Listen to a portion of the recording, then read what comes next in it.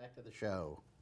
Here he is, Nate Cooper, the head coach of the Optimist Club, with a remarkable story of the year, probably the story of the decade.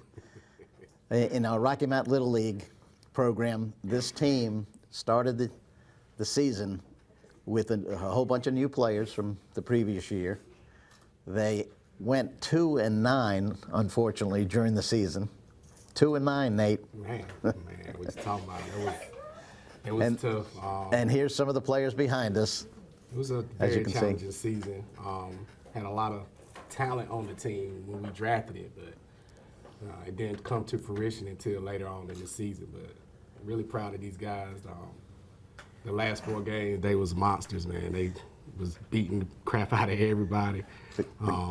The good thing is that I know from your wife telling me during the season that you guys did a lot of great practices. Well, that's the one thing. And so you never gave up, even when you were. We never give up on them. We teach. We try to train each kid, regardless of who they is, or if this kid needs more training or not. We try our best to make each kid the best person they can be, and that's the main focus we do. And so after a 2-9 season, all teams go into the season playoffs for the city.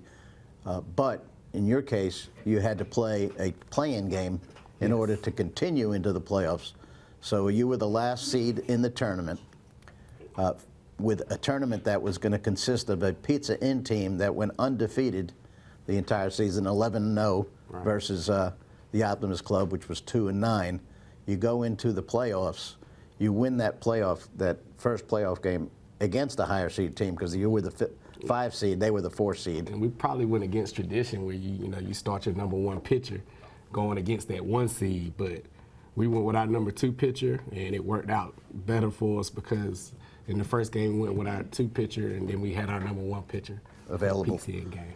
And so we were on the other field taping the game between the 2 seed and the 3 seed, expecting, of course, that on your field the undefeated team was gonna take your game with ease. Right. And that's where, when we looked over, we said, "Are we right looking at that scoreboard? It looks like Optimist is ahead." and we also noticed that Mason's not pitching. Something doesn't seem right over there. I went against the thread a little bit, but it worked out perfect for us. When did you guys come up between you, Jarvis, and? Yeah, everybody. It's a group decision always. We a lot of outside thinking out the box and going against tradition. Normally everybody throws their ace first game, but we knew we could probably get past them with our second pitcher and have Mason ready for it. So they upset the number 1 seed, but that wasn't the championship game. That was only the semifinal game. Right. So now you got to go into the championship game against what would have normally in a season would be the number 2 seed, right, but the number 2 seed also got beat by the 3 seed. So now you're going to face a 3 seed in the championship game, and of course, that was a series. So it wasn't the fact that you were going to be able to save Mason and just win that 1 game only. You had to win 2 out of 3. Right. And so everybody's thinking, okay, their luck's going to run out. Right. And once again, we started Blake, our number 2 pitcher, first game, and went with Mason in the second game. Right. Unbelievable. Not again. So we've got some of the players here with us now on the team. Of course, the team had probably about 11 or 12 players. Looks like a good group is here today that you'll get to introduce, and Nate to bring up each one and say a little bit about how they contributed to the team. We got Callan Griffin. Come on, step right up. All right. Callan was our first-year player, 11-year-old. He real fast kid. A kid will do anything for you, run through a wall. He's gotten a lot better this year, a lot better. Look forward to having him next year. Callan is a good ball player, and we'll look forward to having him next year. What position did you have him play? He mostly played outfield this year. Got a little work at second, but mostly outfielder for us this year. And batted like 6th or 7th in the lineup for the most part. Very good. Thanks, Callan. You want to say something? Usually they say hi, Next, Mom. we got Caden Howard. Step right up. Mr. Caden is another one of our 11-year-olds that added to the 12-year-olds this year. We started him off in center field. I remember one practice he said, "Coach, remember when y'all tried to put me in center field?" It never happened again. He was our second baseman and shortstop for most of the season. Probably one of the fastest kids in the league and one of the most athletically gifted kids in the league. Anything you want to say, Caden? So he'll be back. He'll be back next year with you? Yeah, he'll be back next year. We'll have Caden back. Next, we got Jacob. Jacob's nickname is the Big Hurt. He's been Big left-handed hitter. Been our first baseman for the last 3 years. He's a 12-year-old, so we'll miss him. He also was really like a closing pitcher for us towards the end of the season. He didn't get to start as much as he did his 11-year-old year, but he was good for us when we needed him in the bullpen, and a great kid. We're going to miss you, Jacob. And he finished out, didn't Jacob finish out the first game of the playoffs? Yes, at the he end? finished out the game against Pizza Inn, a number 1 seed. The number 1 seed. All right. Next, we got Prince Jeremiah Garrett Smith. Prince was one of the best 11-year-olds. He's one of our 11-year-olds and helped the 12-year-olds. He's one of our best hitters on the season. So Prince is going to be back next year? Prince will be back Great, next year. because he's got the best name in the league. He's got the longest name in the lineup. And he's one of our best hitters. A real good kid. Played first base, little outfield. We'll be looking for him to lock the first base position down next year. Anything you want to say, Prince? All right.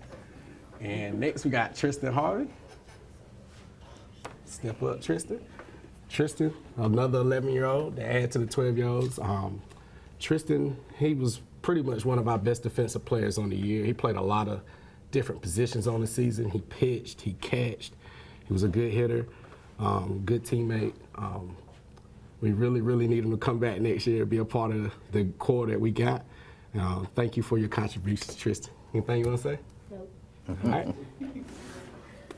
Somebody's got to say hi, Mom. 12-year-old, we're going to miss Mason. We had Mason for 3 years. He was the co-MVP this year. You don't remember you got the co-MVP at the end of the season? He got the co-MVP. He was a pitcher, catcher. Personally, I think his best position is catcher. He might tell you shortstop or pitcher, but a great kid. He did it all for us. Truly what an MVP is for a team, and we will miss you. Anything you want to say? And he pitched the championship game, which ended up being game 2 of the championship. And you know, at the beginning he'd thrown a lot of pitches in the first 2 innings, and I'm saying to myself, uh-oh, he's not going to be able to finish this game because the pitch count's going to get high. So if we would have, because Tristan was catching, so we left Tristan back there. Leaving Tristan back there, he can't pitch. Right. And then if we would have pitched Jacob, Jacob wouldn't have been able to pitch the next game. So we was going to ride him, and I was just going to go with whoever, just throw somebody up there to get by. But it worked out perfect. We 10-run ruled that team, and I think he threw 83 total pitches.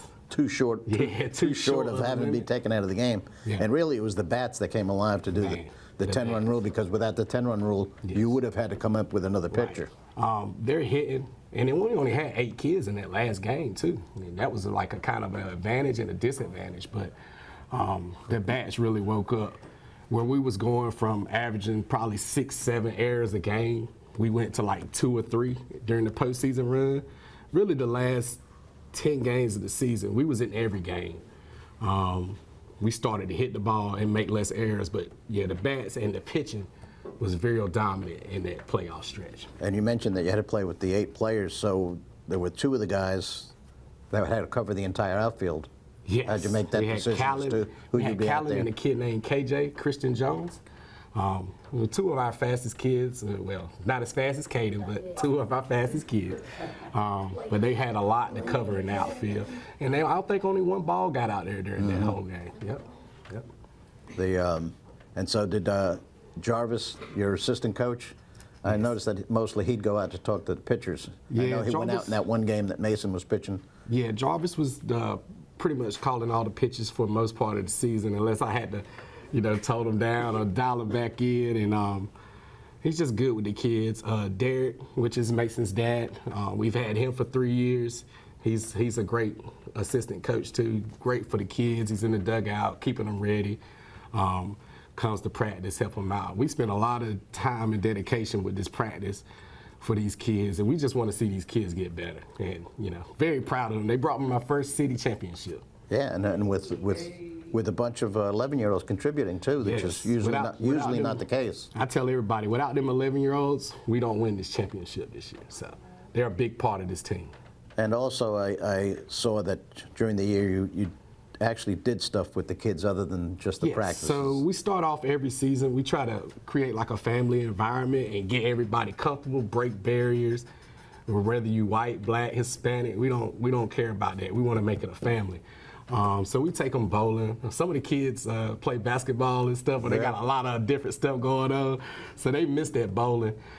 We also during the season do like a kids versus parents game at one of the practices. They love that. And then here, Sunday, matter of fact, this coming up Sunday, we have our big cookout at the end of the year. Oh, nice. And me and my wife, really it's her. My wife is the driving force behind it. But we'll have this year we're going to do a water balloon fight. We also had the parents and kids game, and we also cook, and we hand out awards, individual awards.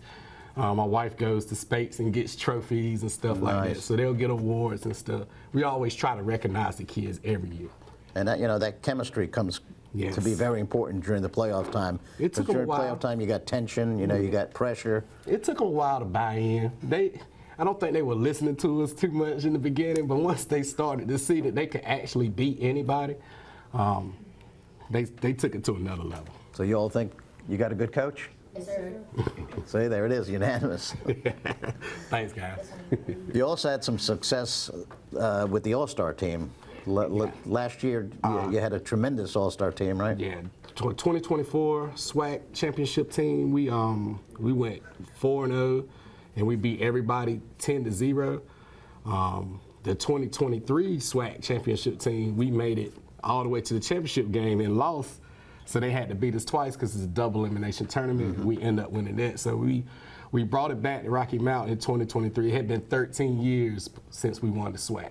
So we brought it back, and then we went back to back. You won 2 years in a row. Yeah, we won it 2 years in a row. Now, we did not have one this year? We did not have one this year. And what's the reason for that? I have no idea.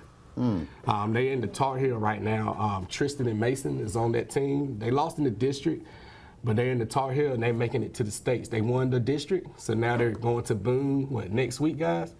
Next week? And Did they have to play? Is that in Tar Heel? Tar Heel. Mm-hmm. So they're representing the state. Well, they could represent the state if they win that tournament and make it to the regions. And Rocky Mountain has a history of winning Tar Heel State Championship. Yep. I know my team won it back in the year 2000. Yeah, it's a lot of Tar Heel banners out there at the complex. And if you go out there, that's 25 years ago that we won our championship. You'll see our two banners out there beside your banners too. With the SWAC. The SWAC, yeah. Mm-hmm. Yeah, and they're both great tournaments. Yes, and there's no a lot of competition. You got teams from the mountains, from the beach. You got teams all over. So going into next season, how many kids you got coming back? I have to draft 6. If we do 11, I will have to draft six kids. The same number I drafted this year. So another tough situation to start all over again. The thing about it is, because our record was so bad, we get the first round pick. Right. So I get first round pick each round, so that we'll at least be able to get 2 or 3 top tier players off get-go. So I think we'll be right back at it next year, especially with the core that we got come back. Sure. So how many years you've been doing this now? This is my 8th year doing this. Started out 2 years in the minors. We won a championship. Me and Jarvis won a championship in the minors, and then been in the majors 6 years. I've had 4 different all-star teams, and like I said, we won the SWAC 2 of those 4 all-star teams. And this is my first city championship.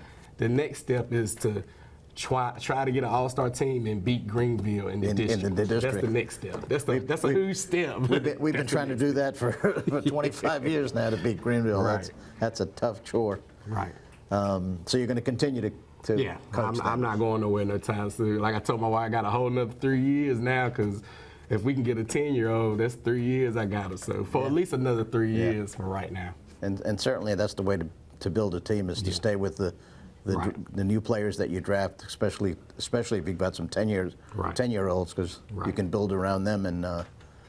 And so I'm assuming you saw the improvement from week to week with these guys. Every year, we might start off slow, But you can, all the teams, all the different coaches, all the fans, the parents, they can see my team improve. We might not be the best team in the league, but you can see each kid improve, and that's the main focus. Us as coaches, we try to make each kid improve. A lot of coaches don't coach every kid. We Right. coach every kid on that team. Yeah, and you need to, because these kids are going to move up and play. Yes. You know, And next level baseball. Like I tell a lot of them, this might be the last time you ever play baseball. You might not make it in middle school or high school because it gets tougher. It don't get no easier. Right. So I try to drill in their head that this is when you can have fun right here. You know, you can play around a little bit, but be serious, but you can have fun. Middle school, it gets serious. High school, it gets serious, and the competition gets better and better. But that's where the practice, comes in. If you keep, Right. if you are the type of coach that's going to continue to practice kids yeah. and teach them, I'm pretty sure they then get tired of practicing. we'll see these guys move up to the high school level, which is Yes. good baseball around the county. Yes, I even go once, like Mason plays for Red Oak. Once they make the middle school team, I'll go check them out. I follow them. I follow all my kids. I got kids in high school, you know. So I go check them out and make sure they're still doing good and just keep an eye out on them. Excellent. So, folks, there you have it. This was the remarkable story of the 2025 Rocky Mountain Little League season. Coach Nate Cooper and his staff did a great job with the boys behind us. They were 2-9, only won 2 games all season. Went on to the playoffs, defeated. Nobody would have believed you'd beat Pizza Inn. Right. And here we are with a team that is now officially city champions. That goes down into the city archive of records, so anybody can always look back and know that this group of boys won the city's championship. So congratulations, Nate, to you, Thank your you. staff, and the team. And Thank you. And guys, now it's your turn to say hi, Say Mom. something, man. Y'all got to You say got to say something. hi, Mom. I'm a pop star. Hi, See?